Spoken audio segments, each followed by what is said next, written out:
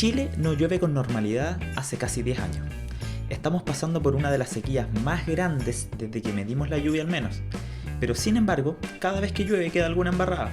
Aluviones en el norte, deslizamientos de tierra en el sur, hasta tornados. Con Roberto Rondanelli, meteorólogo y académico de la Universidad de Chile, conversaremos hoy sobre lo que llamamos eventos extremos. Mi nombre es Diego Campos, un meteorólogo con complejos de comunicador, y este es el primer episodio de Despejados. Bienvenidos.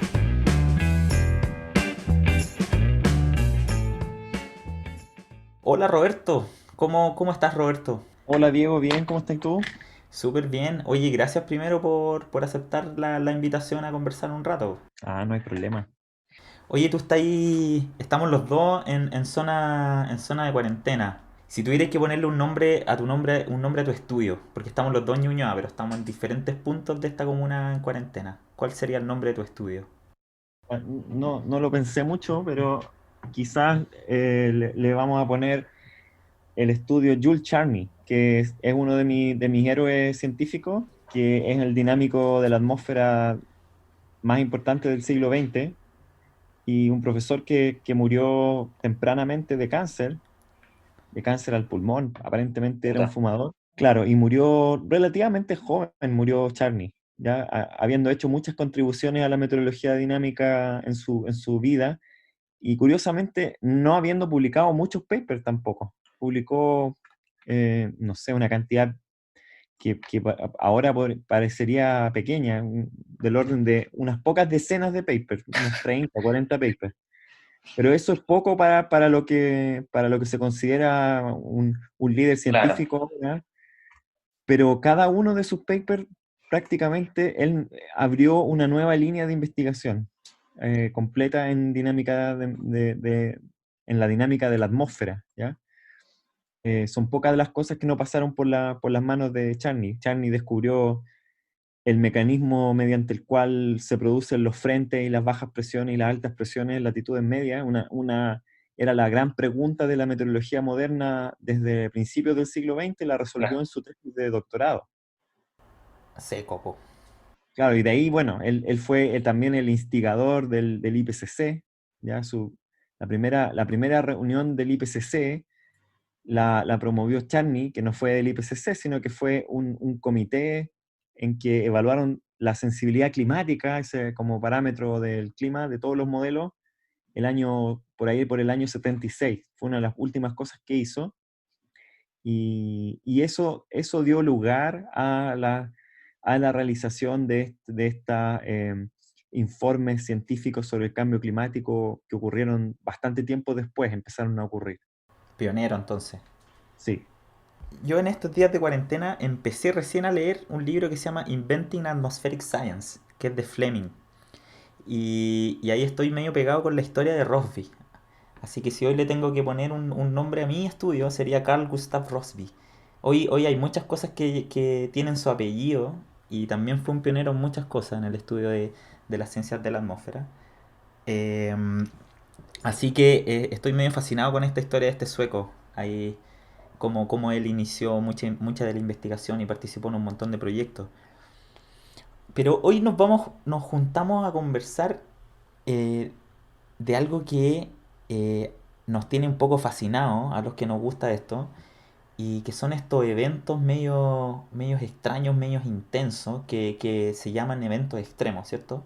Yo sé que tú eres un tanto fanático de este tipo de eventos, y hay dos eventos que quiero que repasemos en particular, pero si tuviéramos que hacer una definición de qué es lo que es un evento extremo, Roberto, ¿cómo lo haríamos? ¿Cómo partiríamos haciendo eso? Bueno, uno puede definirlo de manera bien fome, ¿cierto? Que sería como una definición estadística, en donde uno dice, esta es la distribución de una cierta variable en el tiempo, estos son los valores que toma normalmente, por ejemplo, la temperatura máxima en Santiago en verano, Claro. y en el extremo de la distribución normal de esa variable están los extremos, o sea, están los valores, los eventos extremos. Entonces, ¿qué es lo que es un evento extremo, por ejemplo, de temperatura máxima en Santiago? ¿Un evento extremo de temperatura máxima son 30 grados? No, porque eso es más o menos normal. Va a depender del mes igual. sí, va a depender del mes, pero si nos empezamos a tirar hacia los 35, 36 grados, empezamos a ver que esos eventos ocurren con muy poca frecuencia. Y ya si nos metemos en los 37 grados, vamos a encontrar 2 o 3 días en el año en que esa temperatura se alcance en el registro histórico. Claro. Esos son los eventos extremos, y uno siempre los puede definir con un percentil. Entonces, decir, este evento extremo es superior al 99% del percentil de la distribución de esta variable. Oye, oye, ¿Ya? despacio, Em, cerebrito. pero también hay una cuestión media de percepción nomás. Son las cosas que son esos fenómenos que nos marcan también. Claro, porque tú dijiste que partiste diciendo una explicación media fome. ¿Habría una explicación no más entretenida o es esta parte como de la percepción? Para los que nos gusta la meteorología y para los que somos fanáticos del tiempo, también hay otras maneras de ver esto, po. Son esos eventos que uno se recuerda, Claro, sí. que son inusuales. ¿Te marcan una nevada así en un día particular o una lluvia en Navidad? No sé. La nevazón en Santiago del 2017, Claro. eh, me acuerdo un frente que pasó por Santiago el 10 de mayo, me acuerdo de una tormenta eléctrica el día de Navidad en Santiago también. Claro, todos esos eventos que de alguna forma te marcan por lo extraño, pero también por lo fuerte, ¿o no? Porque un frente es común, pero un frente fuerte podría pasar a ser evento extremo. Sí, claro, claro, claro. Uno tiene o sea, bueno, no sé si toda la gente va a entender esto, pero uno cuando es fanático de algo, uno tiene una cierta intuición también, porque uno está todo el tiempo pendiente. Básicamente yo, desde que me empecé a interesar en la meteorología, que fue cuando estaba en el colegio, cuando era chico, como en quinto o sexto básico, de ahí en adelante que no hay ningún día en que yo no sé cómo está el tiempo, básicamente. ¿Desde ahí eres fanático, Roberto? Sí, ¿Sí? ¿Qué sí. tanto? No, yo creo que a instancias de una profesora mía me tocó hacer una disertación sobre el clima del desierto, Ya, curiosamente, en quinto básico. bueno. Y de ahí como que me interesé mucho en el clima en general. Y era bien fanático, o sea, era bien, bien fanático. Tenía mi estación meteorológica, escribía mis reportes de chico, tenía como un archivador con reportes meteorológicos. Y tengo un par de anécdotas de esa época. Yo A ver, anotaba, por ejemplo, las temperaturas extremas del informe del tiempo que daban en la tele. ya. Eso lo veía todos los días. Y un día me di cuenta que repitieron el informe del tiempo. Oh, Lo repitieron igual. Entonces me di cuenta y llamé al canal y todo, y me dijeron, no, no, si la niña del tiempo acaba de salir. Yo le dije, no, no, no a mí no me engañan. está bien la explicación, pero puede ser que lo dijo todo de nuevo nomás, pero el informe era el mismo. Y en otra ocasión también me acuerdo que llegué algún día a la biblioteca de la Dirección Meteorológica en busca de literatura sobre meteorología. Ya. También chicos, chicos. Y fui al aeropuerto, en esa época estaba en el aeropuerto Ya. la Dirección Meteorológica, tuve que caminar como 1 kilómetro, no era fácil llegar. Llegué, estuve ahí y me atendieron súper bien. Yo creo que no había ido nunca ningún escolar a esa biblioteca, ¿no? Al menos voluntariamente, pues. Voluntariamente, claro. Y después me tocó hacer una charla en la biblioteca de la DMC, mucho tiempo después. Hice una charla sobre mi tesis de magíster. Y ahí Ya. hubo gente que se acordaba de mí. Oye, súper buena. Sí. Buena. Ya, volvamos entonces a estos eventos que nos marcan de alguna forma o que son extremos. Por ejemplo, hemos visto estos eventos tipo tornado entran rápidamente en la clasificación de evento extremo, ¿no? Claro, para nosotros cualquier tornado es un evento extremo. No son un evento común. Ya nosotros sabemos que hay muchas tormentas de invierno que dejan mucha lluvia. Tenemos rayos y truenos muy comunes también, por ejemplo, en el norte de Chile, en el altiplano. Incluso en el sur de Chile también son comunes Sí. las tormentas convectivas intensas. Pero los tornados no son comunes. No, no lo son. ¿Ya? Ahora uno empieza como a indagar un poco y se da cuenta que igual los tornados están en el folclore, Sí. están en la mitología también. Eso apareció en una tesis de geología del Cristian Bastías el año pasado, que que toda la mitología mapuche, probablemente parte de la mitología de Kaikai y Tren Tren, tiene que ver también con la observación de los tornados por parte de los mapuches, probablemente. Claro, sí. Y entonces, claro, son eventos extremos, pero no es que estén completamente fuera de lo que la gente sabe, sino que están ahí en algún plano, en algún nivel, al menos como folclore. El folclore y la mitología como repositorios también de los eventos extremos y como repositorio del conocimiento también, del conocimiento popular. Claro. Oye, tú partiste diciendo para nosotros un tornado, un evento extremo. En Estados Unidos, por ejemplo, hay cientos de tornados al año, tienen una temporada, saben, incluso hacen estas predicciones medias estacionales de si van a haber más o menos. Para ellos también es un evento extremo, ¿será o no? Claro, yo también creo que los tornados por sus características son siempre un evento extremo, más que nada porque el tornado tiene tan pequeña escala que te toque a ti en tu casa Es va a ser una... siempre un evento extremo Sí, de mala suerte también. y mala O bueno, suerte. no Claro, sé, ahora las meteorólogo. condiciones generales de que haya, por ejemplo, un tornado en Ohio no es algo, o en Oklahoma, que son estos estados que están en el centro de Estados Unidos, en el callejón de los tornados, no es algo extremo necesariamente. ¿Sí? Es algo, es parte de lo esperado en el clima de esa zona. Claro, es común, pero son fuertes igual. O sea, quizá entran en esa parte de la definición de que tiene que ser un evento intenso. Los tornados son probablemente el evento meteorológico más destructivo. ¿Cuál otro puede ser? Pero un huracán, El Roberto. huracán, claro, la destrucción del huracán es en un área mucho mayor, ¿cierto? Porque cubre Claro, varios cientos de kilómetros, pero no tiene tanta fuerza como tiene un huracán, o sea, como un tornado, por ejemplo, categoría 5, que puede completamente destruir completamente todo vestigio de civilización. Claro, y eso me hace recordar esta típica frase de que cuando hubo tornado el año pasado en el sur, la gente, sobre todo en redes sociales, decía, oye, ahora lo que nos faltaba, pues tornados. Todas las cuestiones pasan en Chile. Y no es tan así, po, al menos en términos meteorológicos. Por ejemplo, los huracanes, nosotros no sufrimos de huracanes. No, claro, nosotros no tenemos huracanes y, y eso es una gran cosa. O sea, los huracanes son terribles. Y hay otras cosas, ¿o no? Como esta lluvia angelante. Ah, claro, yo siempre cuando me acuerdo de las cosas que no tenemos, esa sí, también aparece como un ejemplo, el verglas, que le llaman claro. en español castizo, en castellano, eh, que es la lluvia engelante, que es súper linda en todo caso. Sería bueno que tuviéramos algún evento así, Pero, pero son terribles igual, o sea. terriblemente destructivo, porque es lluvia que cae sobre los cables y sobre los árboles y sobre todas las superficies, y por lo tanto se caen todos los postes de electricidad, se caen todos los árboles. Claro, porque cuando toca algo se congela. Claro, es un desastre.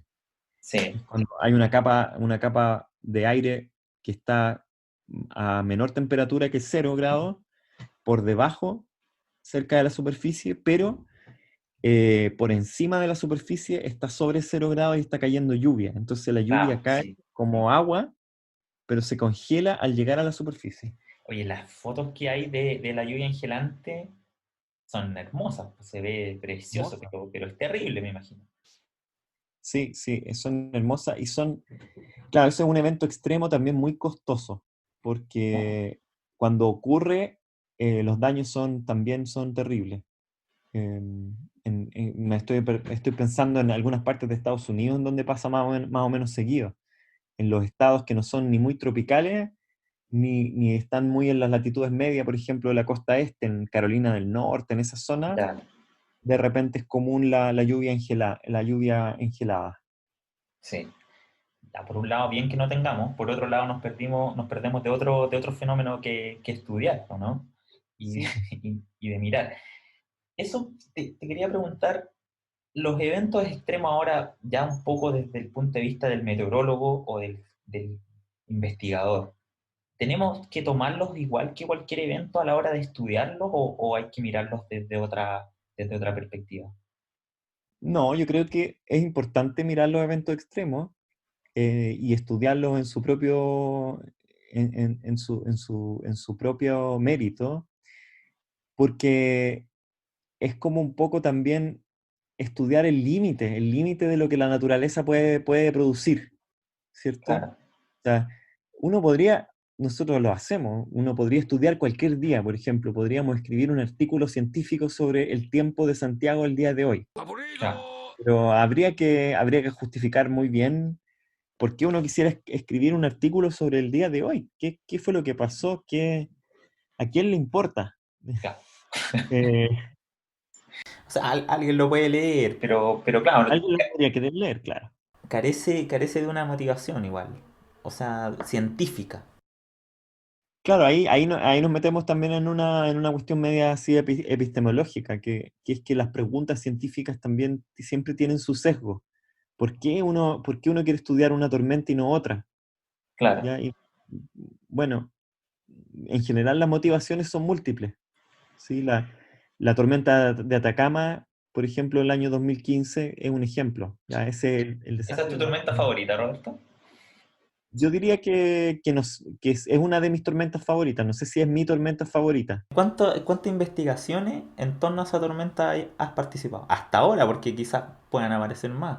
En total, yo creo que en esta tenemos uno, dos, tres, cuatro, cinco papers de la tormenta de Atacama, Co-paper de la tormenta más Atacama. un Estamos hablando de esa capítulo, tormenta que lamentablemente dejó los aluviones, dejó la escoba en el norte. sí, más un capítulo de un libro, más un artículo de divulgación. No, la hiciste toda con la tormenta. Claro, Ya. y sí, fuera de concurso, más encima, porque obviamente sin un Fondesit de por medio, cuando la empezamos a estudiar. Por ejemplo, en ese caso, esa tormenta, ¿tuviste que de alguna forma sacar variables del sombrero, hacer análisis que nunca habías hecho porque la tormenta era muy particular? ¿O de alguna forma igual como que, comillas, bastaba con lo que ya se sabía y solo había que combinar los factores, ¿no? No, yo aprendí mucho en esa tormenta. O sea, por ejemplo, nosotros no habíamos, yo creo que nunca habíamos calculado, por ejemplo, el vapor de agua integrado antes. Y es curioso, ahora nosotros hablamos del vapor de agua integrado Sí, como si po, 100%. lleváramos siglos mirando esa variable, que es como pescar toda la atmósfera y ver cuánta agua se transportaba en toda la atmósfera por el viento en un cierto momento. Y esa fue la primera vez que nos dimos cuenta que eso era importante, que era como el factor clave para la tormenta de Atacama, el transporte de vapor de agua desde el norte. Y nos Sí, dimos cuenta más o menos rápido. O sea, a los días ya sabíamos que era eso y después nos tomó un año hacer las simulaciones y escribir el artículo y quedó un artículo bastante potente que lideró el Denis sí, Boscourt, que un poco hizo sensibilidad respecto de qué pasaba si teníamos menos vapor de agua en el norte o teníamos más vapor de agua fuera del territorio chileno, sino que frente a las costas de Perú y Ecuador, que era claro, donde había un máximo de temperatura en el océano. Y bueno, después era tan de conocimiento común que me acuerdo que una vez hice una charla en la dirección meteorológica y vino un meteorólogo y me preguntó, bueno, ¿y eso nomás era? Sí. Pero eso igual es bueno, ¿no? Porque se introducen variables que después pasan a ser de común conocimiento. Claro, ahí se logra algo que igual es importante en la investigación aplicada, que es transferir el conocimiento y lograr que la gente que está más cerca de la toma de decisiones tenga, tenga las herramientas para poder entender el fenómeno y pronosticarlo. Claro, ahora está pasando algo parecido con los tornados, ¿no? Porque ahora empezamos a hablar mucho más de esto que es el CAPE o del cisalle del viento. También se están incorporando en el análisis como del día a día ese tipo de variables que quizás estaban medias, no sé si olvidadas, pero estaban medias rebuscadas quizás. Claro, yo creo que igual estamos recién empezando ese camino, que va a ser un sí, camino largo, porque, o sea, por suerte nos podemos apoyar de los resultados numéricos de los modelos globales, de los datos de satélite, de los satélites también que no son de nosotros, de modelos que no son de nosotros, y hay que levantar también la capacidad local. ¿Será, Roberto, que los eventos extremos de alguna forma entonces acercan un poco a los investigadores como tú a hacer meteorología o ciencia aplicada, algo que después va a servir en el pronóstico o les va a servir a los meteorólogos operativos. Y quizás si no hubiesen tantos eventos extremos, no sé, quizás seguirían todo el mundo haciendo investigación que de alguna forma no es tan aplicada, porque no siempre las cosas son tan aplicadas. Yo creo que sí, esa es una oportunidad. Los eventos extremos se prestan para eso porque en general los eventos extremos tienen un impacto social grande. Los eventos extremos no pasan generalmente desapercibidos. Hay contraejemplos para esto. Te decía que los eventos extremos se prestan para eso, para que haya Sí, colaboración. Pero también hay contraejemplos de eventos extremos que a nadie le importan. Por ejemplo, hay un evento extremo que a mí me tocó estudiar, que son estos eventos en donde la humedad en el norte es cae mínima, ¿o no? prácticamente a cero, claro. Sí. Y esos eventos extremos, ¿cómo se ven para la persona normal? Nada, pues, no Sí. pasa nada. La gente está feliz ahí, tomando sol en la playa. No, no es un evento que vaya a producir ningún daño, de hecho, pero es un evento sumamente interesante para los astrónomos, claro, Mientras porque menos a los humedad, más transparente la atmósfera. claro, es como que se les abre una ventana para ver cosas que no podían ver antes, porque el vapor de agua interfiere en ciertas mediciones astronómicas y entonces se abre una oportunidad, es como subir el telescopio a un nivel más alto de la atmósfera del que fue construido realmente. Claro, es Y algo así. y entonces se vuelve un instrumento mucho más potente. Ese es un evento extremo que no produce daño probablemente. Sí, tú igual tienes otros artículos que son más esotéricos, más loquillos, como ese paper sobre la intrusión de ozono en baja segregada. Te fuiste a estudiar el máximo de radiación también. Claro, yo creo que la búsqueda esa de los extremos es una constante, o sea, de los Sí. eventos extremos, sí, es una constante. La intrusión de ozono, eso fue algo que se le ocurrió a Laura Gallardo, y a ella fue la que estaba empujando eso en esa época, en la época en que a mí me tocó hacer mi tesis de magíster. Y yo la verdad que tomé eso como un trabajo nomás, como esa es la tesis que yo tenía que hacer nomás, no era algo que me interesara. Ya no había una motivación ahí tuya particular. No, pero de a poco, claro, uno empieza a agarrarle el gusto a la cuestión y empieza a tratar de hacer algo que sea más, no sé si original. No era muy original mi tesis de magíster porque más o menos seguí lo que había hecho otra gente para otras partes del mundo con respecto a esas intrusiones de ozono. Pero lo que sí fue que logramos hacer algo más o menos completo, ¿ya? Y la verdad es que esa investigación sigue siendo interesante para una poca gente en el mundo, en realidad. O sea, no, Es muy de nicho. sí, muy de nicho. No es algo. Y de repente alguien la cita, pero en general es gente conocida. O sea, no, No. es gente que nosotros ya sabemos que le interesa. Te mandan un WhatsApp antes y te dicen, oye Roberto, mándame tu paper. Sí, o sea, es literatura que, claro, y hay otros papers que a nadie le importan, o sea, que de verdad son ciencia completamente cero aplicación, pero que también es importante hacerla. Quizás hasta no es ni tan necesario que al comenzar una investigación se piense inmediatamente en la aplicación. No, claro, es una cadena de sucesos que no son esperables, ¿ya? Nosotros no tenemos la capacidad de saber qué es lo que vamos a necesitar hacer, por ejemplo, en 10 años más. Es lo que los gringos llaman la serendipia, que no es una palabra que se ocupa mucho en español, serendipity, pero claro, la serendipia es andar buscando algo y encontrar otra cosa. Y eso es que claro, que uno podría pensar que la meteorología siempre, o la ciencia en general, no tiene que dar puntadas sin hilo, tiene que tener siempre un propósito súper claro entre lo que se investiga y lo que se quiere comunicar y lo que se quiere transferir. Y finalmente la aplicación y el uso social. Esa idea es bien absurda, diría yo, ¿ya? En que uno puede enfocar la investigación hacia ciertas áreas, pero de ahí a tratar, por ejemplo, de obtener un producto tangible que sea exactamente como uno lo imaginó, eso no es investigación, porque la Claro. investigación tiene toda esa parte de la incertidumbre. Sí.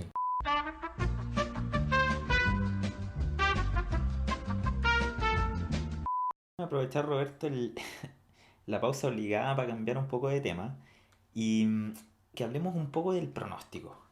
Y estoy pensando en una situación en que los modelos nos muestren que van a caer 300, 400 milímetros en la zona central en 24 horas, o un fenómeno que ya sea no lo hemos visto nunca en el registro, o no lo habíamos visto, qué sé yo, en 50, 60 años, tampoco es que tengamos tantos datos. ¿Cómo, cómo en ese caso podemos estar completamente seguros de lo que dicen los modelos y no pensar que hay una falla en la asimilación de datos o en algo de los satélites, qué sé yo? ¿Cómo hacemos ese paso para estar completamente seguros y comenzar a comunicar que algo así puede ocurrir? Es difícil, yo creo que ahí viene, claro, viene esta parte que nosotros no la desarrollamos demasiado, que es la discusión experta, como de tratar de llegar a un consenso, de encontrar los argumentos, de buscar también de dejarse persuadir por la literatura, por los otros, por los científicos, por lo que sabemos que puede pasar, por lo que no sabemos que puede pasar. Ya tuvimos una experiencia así con la nevazón del año 2017, si no me equivoco. Sí, y yo me estaba acordando de otro. ¿Te acuerdas? Estábamos en la universidad y discutíamos sobre un evento que los modelos decían que iban a llover como 150 milímetros en La Serena y alrededores. Cuando cayeron como más de 200 milímetros en Ovalle. Ese evento, ahí, o sea, uno tiene la información antes. Ahora, no te llega la información de un modelo, sino que qué sé yo, son 5 o 6 modelos y cada uno con su ensamblado. Si nunca ha ocurrido algo así, o al menos que nosotros en el registro nuestro, que igual para estos fines es súper corto, o sea, tener 60 años de datos, 40 años de datos es poquito cuando uno quiere saber si es que esto ha ocurrido antes. Pero igual es súper difícil decir a rajatabla que le creo al modelo o informar cara y palo lo que el modelo dice. Ya, es que por eso que es importante conocer también el mecanismo físico, porque ahí uno puede intentar contrastar el mecanismo físico con lo que está mostrando el pronóstico. Y también tratar de contrastar el análisis del pronóstico con las observaciones también que hay. O sea, empezar a buscar esas relaciones. Por ejemplo, en el caso de que, y este es un caso hipotético que nos va a tocar, por ejemplo, cuando nos toque el próximo ruido atmosférico que le pegue directo a Santiago, la tormenta cálida perfecta. Ajá. Cuando venga un ruido atmosférico así completamente zonal, o sea, Directo. directo, Impacto directo. directo, 500, 700 kilogramos por metro cúbico de agua precipitable, o sea, de transporte integrado de TPP. vapor de agua, durante un día o 24 o 48 horas. Que, o sea, va a ser un evento extremo después de cuántos años que no hemos tenido esa lluvia. La última lluvia sí fue el año 2002, Sí, sí. en junio del año 2002. Cuando llovía en serio. Claro, cuando vuelva a pasar eso, porque va a pasar en algún momento, va a haber un pronóstico Claro. y va a haber que pronosticar que van a caer, ¿qué? 200 milímetros en 48 horas o 300. Sí. Claro, ¿alguien nos va a creer eso? Yo creo que sí, o sea, yo creo que, y además vamos a tener que justificar ese pronóstico, y por eso que es importante la famosa discusión avanzada, discusión técnica. En Estados Unidos es de acceso público la discusión técnica, uno aprieta un botón y aparece la discusión técnica. Y ahora, que uno vaya a entender la discusión técnica, es como que uno va a operarse de apendicitis y no están seguros, algunos médicos no están seguros de operarte o no, y empiezan a hablar en jerga, ¿cierto? Claro, entre ellos y no cachai una. A lo mejor uno no quiere escuchar eso. Ya uno solamente quiere que lo operen, nomás, y que le saquen el apéndice. Ya, pero para la gente que sí se interesa, algunos aficionados de la meteorología, pero sobre todo para los pronosticadores y para los científicos, sería importante contar con esa discusión técnica. ¿Qué es lo que está justificando el pronóstico de un evento extremo, esta alerta o esta alarma? ¿Ya? Y nos pasó ahora en el tornado, en el último fin de semana en que hubo un tornado al Claro. menos, o dos tornados y una nube embudo. Sí, o hay fenómenos tipo tornado al menos. ¿Qué podríamos haber hecho mejor en ese caso? ¿O sirve de algo de haber dado la alarma? ¿O sirve de algo haber dado la alerta? ¿Ya? Probablemente se salvan vidas. Ya hay evidencia en Estados Unidos de que las alertas sí salvan vidas. No la alerta general de que va a haber un tornado, pero sí las alertas específicas. Cuando ya se forma un tornado, avisar en un cuadrante de la población que corresponde con esa zona, de que tome resguardo.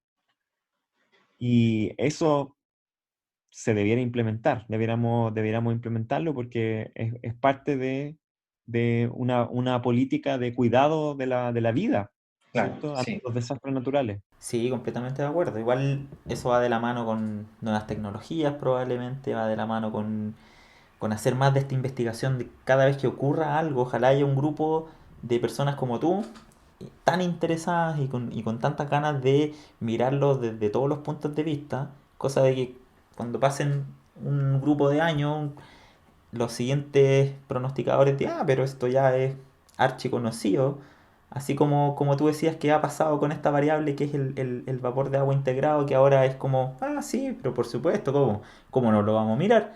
Me acuerdo perfecto de la época en que no sabíamos cuándo iba a llover una baja segregada. Sí, Y que no sabíamos. Veíamos la baja segregada y decíamos, "Oh, irá a haber tormenta eléctrica", y nadie sabía.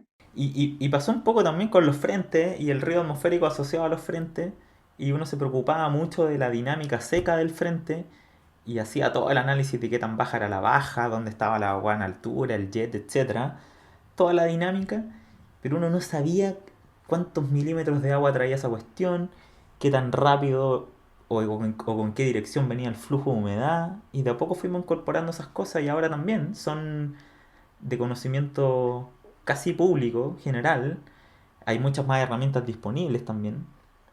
Es todo un avance de la mano de la investigación, súper bonito. Y para mí el ejemplo máximo es el evento de la baja de Atacama del Norte, porque si uno va cronológicamente siguiendo los papers, uno va a ver que el primer paper fue una descripción nomás, sinóptica y un poquito de mesoscala, y dijo dónde llovió, y la dejaron ahí boteando de que podía haber una conexión con la TCM y con la MGO. Y después alguien agarró eso y dijo, mira, si hicimos una sensibilidad con el modelo, y sí, pues, la TCM tuvo que ver, si no hubiese estado cálido acá, si no hubiese habido esta humedad acá, etcétera. Y después ustedes tomaron lo de la MGO. Entonces ahora incluso ese tipo de eventos podrían ser predecibles en la escala del subestacional quizá. A un par de semanas, al menos saber que ciertas condiciones se parecen a ese evento. Claro, bueno, y aparte de eso, igual hay un montón de otras preguntas importantes que fueron hechas así el día uno después de la tormenta de Atacama y que todavía no sabemos la respuesta. Como igual. La obvia, la obvia. Cuál es la obvia? ¿Cuándo se va a repetir la tormenta de Atacama? pero súper difícil, po. Sí, pero van a ser más frecuentes en el futuro, esa es la pregunta. ¿Van a ser Sí, más frecuentes en un clima un clima más cálido. más cálido, con cambio climático, antropogénico, o van a ser menos frecuentes? Sí, Recuerdo una nota de prensa de esa época que hacía esa pregunta, justamente. Como así van a ser, como así va a ser ahora la lluvia siempre. Que cada vez que llueva va a ser así, de esta forma extrema. No, yo digo que no sabemos no, todavía. no sabemos. Hubo un intento de Cristina Ortega et al., un paper del año 2019 también, en que miraron un poco los modelos futuros y trataron de hacer una estimación. Pero yo creo que todavía eso es muy grueso para la escala del fenómeno.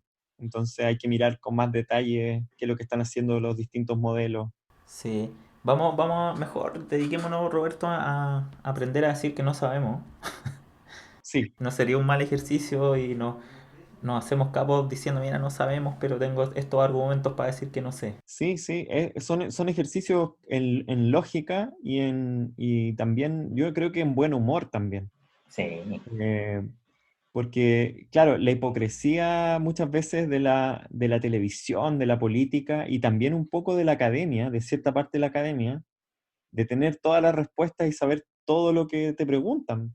Eso es imposible y es refrescante escuchar cuando uno no sabe también. Sí, ojalá los profesores en las defensas de tesis se acuerden de estas frases de Roberto.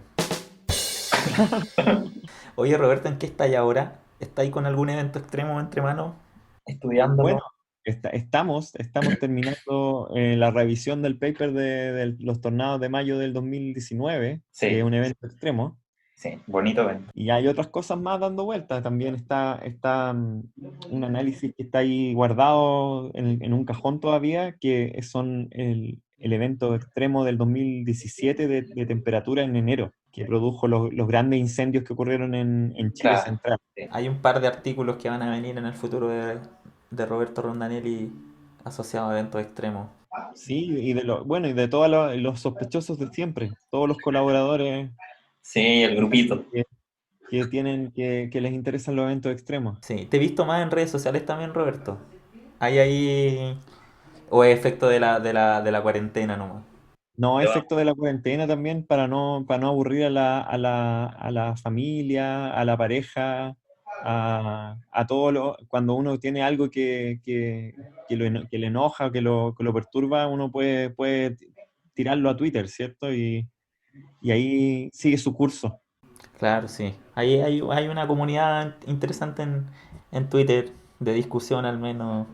Hay gente que te lee harto, como la parte esa que tú decías, como del aspecto técnico, sin incluso a veces dar muchas respuestas a lo que va a pasar, simplemente discutir lo que se ve nomás. Nosotros tenemos nuestro equivalente, de repente la gente dice, ya, pero como que la gente más práctica dice, bueno, pero ¿y cuánto va a costar? ¿O cuánto voy a ganar? Nosotros en meteorología tenemos un equivalente que es que la gente pregunta, bueno, pero ¿y va a llover? Y yo veo esas discusiones de Twitter en que nosotros estamos discutiendo algo, nada que ver, pero siempre está la persona que pregunta, bueno, pero ¿y va a llover en Santiago o sí, no? Sí, siempre, sí, siempre hay alguien que te pregunte, oye, ya, o sea, te quiere decir, pero ¿para qué me sirve toda esta cuestión que estáis escribiendo? Estamos discutiendo sobre un vórtice que ocurre en el océano, en el medio del océano, que no tiene nada que ver con nada, pero sí, ¿Pero va a llover o no?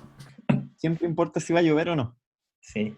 Oye, Roberto, no te quito más tiempo. Sé que ha sido duro. Estás haciendo clase, me contabas en tu casa y el encierro no ha sido nada de fácil. Así que gracias por darte el tiempo de que conversemos este rato. Gracias por la conversación. No, gracias a ti. Nos estamos viendo. Ya, Diego, muchas gracias. Así, abruptamente, porque en la otra habitación seguían hablando por teléfono. Gajes del teletrabajo, supongo. Termina esta conversación sobre meteorología, clima y otras cosas en este primer intento de podcast. Gracias por escuchar.